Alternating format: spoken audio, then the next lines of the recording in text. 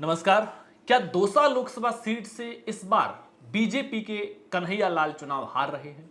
क्या दौसा से कन्हैया लाल मीणा जो कि बीजेपी के प्रत्याशी है वो कांग्रेस के मुरारी लाल मीणा के सामने चुनाव हारने वाले हैं? क्या किरोड़ी लाल मीणा मंत्री पद छोड़ने वाले हैं? ऐसा हम इसलिए कह रहे हैं क्योंकि एक तरफ किरोड़ी लाल मीणा मतदान होने के बाद भी अलग अलग सभाओं में जाकर ये कह रहे हैं कि अगर कन्हैया लाल नहीं जीता तो मैं मंत्री पद छोड़ दूंगा, तो दूसरी तरफ फलौदी सट्टा बाजार के भाव और जो वहां से जो ग्राउंड रिपोर्ट आ रही है वो कोई वहां पर कांटे की टक्कर दिखा रहा है, तो कोई ये कह रहा है कि दौसा सीट कांग्रेस के लिए इस बार कंफर्ट स्थितियों में है। वैसे दौसा 2019 में भी बीजेपी के लिए बहुत ज्यादा कंफर्ट स्थितियों में नहीं थी, क्योंकि 2019 के जब इलेक्शन हुए थे तब वहां पर जसकौर मीणा जो बीजेपी की थी उसे 5,48,733 वोट मिले थे और नंबर 2 पर जो सविता मीणा थी उसको 4,70,289 वोट मिले थे।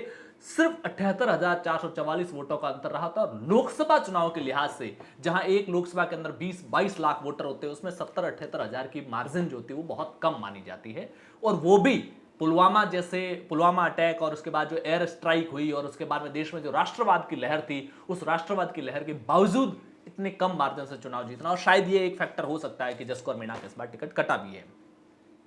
फलौदी सट्टा बाजार जो भाव बता रहा है उसमें कन्हैया लाल मीणा के जो भाव है वो ₹1.20 से लेकर ₹1.30 लग रहे हैं, जबकि मुरारी लाल मीणा के भाव 60 पैसे से 70 पैसे लग रहे हैं। और सट्टा बाजार का भाव यह कहता है कि जिसका ₹1 की तुलना में जितना कम भाव होता है उसकी जीतने की संभावना ज्यादा होती है, और जिसका ज्यादा भाव होता है उसकी जीतने की संभावना उतनी ही कम हो जाती है। अगर दौसा लोकसभा सीट को देखेंगे तो वहां पर अब तक 1951-52 से लेकर आज दिन तक 18 बार चुनाव हुए, 16 बार मेन चुनाव है, 2 बार वहां पर बाईपोल हुए हैं। राजेश पायलट के निधन के बाद बाईपोल हुआ है, एक बाईपोल 1968 में हुआ था, 2 बार यहां पर उपचुनाव हुए हैं।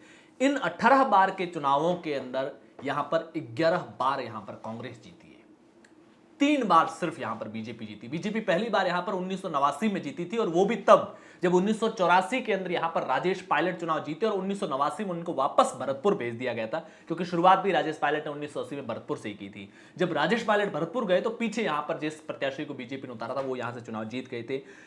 यह सीट इसलिए भी महत्वपूर्ण है क्योंकि 2009 में यहां पर किरोड़ी लाल मीणा निर्दलीय चुनाव जीते। मीणा और गुर्जर दोनों बहुल सीटों में, राजेश पायलट जैसे बड़े नेता भी यहां से चुनाव जीते, किरोड़ी लाल मीणा जैसे भी निर्दलीय यहां से चुनाव जीते हैं, नवल किशोर शर्मा जैसे नेता यहां से चुनाव जीते हैं, और राजेश पायलट का तो पूरा परिवार, रमा पायलट यहां से सांसद बनी है, सचिन पायलट यहां से सांसद बने हैं, इसलिए भी यह सीट महत्वपूर्ण है।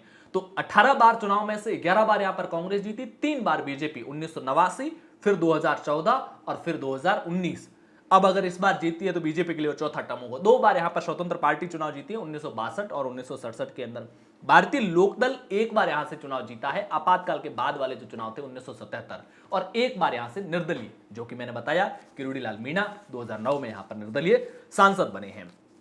दौसा लोकसभा सीट पर जो कुल वोटर है वो इस बार के लोकसभा चुनाव में वो 18,99,304 वोटर हैं, जिसमें से 10,03,000 के आसपास मेल है और 8,96,000 के आसपास फीमेल वोटर। और जो दौसा लोकसभा सीट है इसके अंदर जो विधानसभा की 8 सीटें आती है, इसमें से बीजेपी के पास 5 है, कांग्रेस के पास 3 है।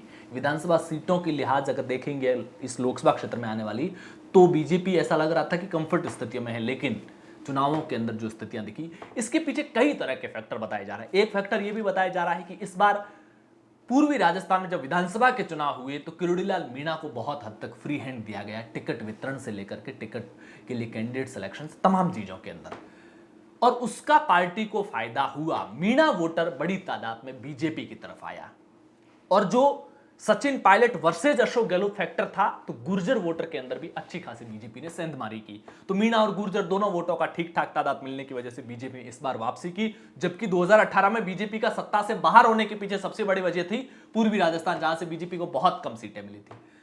लेकिन किरोड़ी लाल मीणा को उतनी सक्षम स्थितियां नहीं मिलने की वजह से यहां का जो मीणा वोटर है वो नाराज है। यही वजह है कि किरोड़ी लाल मीणा भी कई बार मंच पर कह चुके हैं कि मिलता जीवन में वही है जो भाग्य में होता है। मंत्री, मुख्यमंत्री, कैबिनेट मंत्री, उप मुख्यमंत्रियों को जितना सम्मान नहीं मिलता है, लोग मेरे प्रति उतनी उम्मीदें रखते हैं, आशा भरी नजरों से मुझे देखते हैं, तो मेरे लिए वो बड़ी बात है। कहीं ना कहीं वो वोटर्स को समझाने की कोशिश कर रहे थे। मीणा वोटर में ऐसा था कि अगर सीएम नहीं बनाया जाता तो कम से कम डिप्टी सीएम तो उनको बनाया ही जाएगा, लेकिन वो भी नहीं बनाया। फिर जो मंत्री बनाया, पहले शपथ दी, सबसे पहले शपथ दी गई थी जो मंत्रियों ने ली थी, उप मुख्यमंत्री और उप मुख्यमंत्री के अलावा, वो किरोड़ी लाल मीणा ने ली थी। तो ऐसा लगा कि किरोड़ी लाल मीणा को कोई बहुत बड़ा मंत्रालय दिया जाएगा, लेकिन केवल और केवल ग्रामीण विकास मंत्रालय दे दिया गया। और यह भी तब जब ग्रामीण विकास और पंचायती राज मंत्रालय अक्सर एक साथ रहता है, लेकिन यह पहली बार हुआ कि ग्रामीण विकास और पंचायती राज को तोड़ दिया गया। पंचायती राज मंत्रालय दे दिया गया, मदन दिलावर जो शिक्षा मंत्री है उनको, इनको ग्रामीण विकास दे दिया और कृषि मंत्री बना दिए। तो कुल मिलाकर के एक नाराजगी का भाव है, और उस वजह से किरोड़ी लाल मीणा के समझाने के बावजूद वहां पर उस हद तक वोटर नहीं आए। दूसरा, मुरारी लाल मीणा भी इतिहास की नजर से अगर देखें तो वो किरोड़ी लाल मीणा के प्रति सॉफ्ट रहते हैं। ये किरोड़ी लाल मीणा का एक मीणा वोट बैंक के तौर पर देखा जाए तो पूर्वी राजस्थान पूरा उनका गढ़ है। तो मुरारी लाल मीणा भी हमेशा उनके लिए सॉफ्ट रहते। तो किरोड़ी लाल मीणा का जो सपोर्टर बेस है उनको भी मुरारी लाल से बहुत ज्यादा शिकायत नहीं थी, क्योंकि मुरारी लाल हमेशा किरोड़ी लाल मीणा का सम्मान करते हुए दिखे हैं। हमने कई बार देखा कि मीणा समाज के जो बड़े आयोजन होते हैं उसमें एक ही बैलगाड़ी पर चढ़कर किरोड़ी लाल मीणा और मुरारी लाल मीणा आते दिखे। इन तमाम स्थितियों की वजह से दौसा सीट फिर से वही सवाल कि क्या इस बार बीजेपी वहां से चुनाव हार रही है और कांग्रेस जीत रही है, क्योंकि मतदान के बाद की स्थितियां जब ये कह रही हो तो अब तो बीजेपी के पास स्थितियां बदलने का कोई चांस है नहीं। आपकी क्या कुछ राय है कमेंट बॉक्स में जरूर बताइए। पॉलिटिकल पंचायत पर पहली बार आए हैं तो चैनल को सब्सक्राइब जरूर कीजिएगा। शुक्रिया।